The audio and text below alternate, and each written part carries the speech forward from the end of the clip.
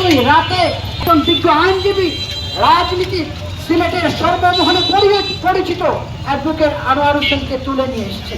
তাহলে এই বার্তা কি? এই বার্তাটা হচ্ছে 26-এর যে কোনো অভ্যুত্থান, এত রক্ত, এত দেশ, সেটি দেখে আমাদের প্রশাসন, আমাদের পুলিশ কেউই কোনো শিক্ষা নেয়নি। আমরা মনে করি যে গরিব মানুষের পক্ষে কথা বলা কোনো অপরাধ নয়।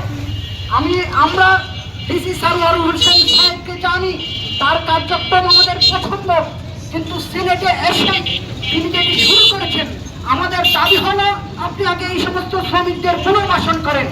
আমরা রাষ্ট্রকে বারবার প্রশ্ন করেছি, এই যে রাস্তায় ইজি বাইক চলছে, এই যে রিক্সা চলছে, এটি তো আপনি আমদানি করেছেন, এটি তো তাকে লাইসেন্স দিয়েছেন, এখন কেড়ে নিয়ে বন্ধ করে আটক করে তাকে কেন বিপদে ফেলছেন?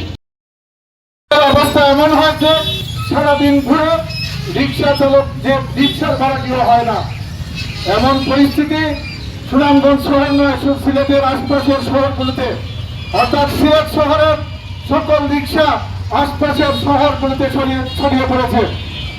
সেখানেও যেটি হয়েছে, শ্রমিকরা আসলে তাদের মজুরি পাচ্ছে না, সারাদিন রোজগার করে নিজের পেটের জোগাড় করতে পারছে না। অবস্থাটি হচ্ছে এমন, অর্থাৎ আমরা যারা কর্তারা, আমরা যারা দেশ চালান, আমাদের যারা প্রশাসন চালান, তারা আসলে মানুষের বিবেকের কথা চিন্তা করছেন না।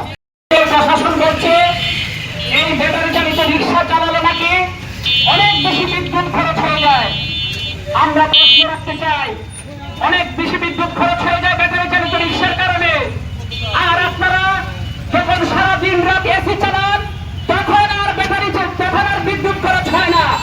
আমরা প্রশ্ন রাখতে চাই সেই প্রশাসনের কাছে, গরিব মানুষরা যখন একটা কিছু নিয়ে নামে বা তাদের জীবিকার জন্য যদি তারা একটা কিছু করে, সেইখানে আপনারা বাধাগ্রস্ত হন, আপনারা সেখানে বাধা দেন। আর ধনী মানুষরা যখন শত শত ইউনিট বিদ্যুৎ খরচ করে, তখন আপনাদের কিছু বলার থাকে না। সেই ধনী গোষ্ঠীর পক্ষের প্রশাসনকে এই গরিব মানুষরা প্রত্যাহার করবে। আমরা জানিয়ে দিতে চাই, সিলেটে যেভাবে শীর্ষ শ্রমিক ভাইয়েরা আন্দোলন করে তারা অবস্থান নিয়েছিল, প্রয়োজনে আপনারা যদি শীর্ষ শ্রমিকদের সেই দাবি না মানেন, আমরা সুনামগঞ্জে সকল রিক্সা শ্রমিককে নিয়ে আমরা এই ট্রাফিক পয়েন্টে অবস্থান করে সকল কার্যক্রম বন্ধ করে আমরা বলব যে রিক্সা শ্রমিক ভাইদেরকে সুযোগ না দিলে এই দেশ অচল করে দেওয়া হবে। আপনারা জানেন, বিগত কিছুদিন যাবৎ আমাদের সুনামগঞ্জের সিলেট, মৌলভীবাজার, হবিগঞ্জের যে প্রাণকেন্দ্র আমাদের বিভাগীয় শহর, সেই সিলেটে রিক্সা শ্রমিকদেরকে কেন্দ্র করে যে আন্দোলন সংগ্রাম গড়ে উঠেছে, সেখানে আমরা দেখতে পাচ্ছি আমরা যারা সিলেটে বিভিন্ন শ্রেণী পেশার মানুষরা রয়েছি, আমরা দ্বিধাদ্বন্দ্ব করে গেছি। আমরা শ্রমিক ভাইদেরকে বৈষম্যের দৃষ্টিতে তাদেরকে মূল্যায়ন করছি।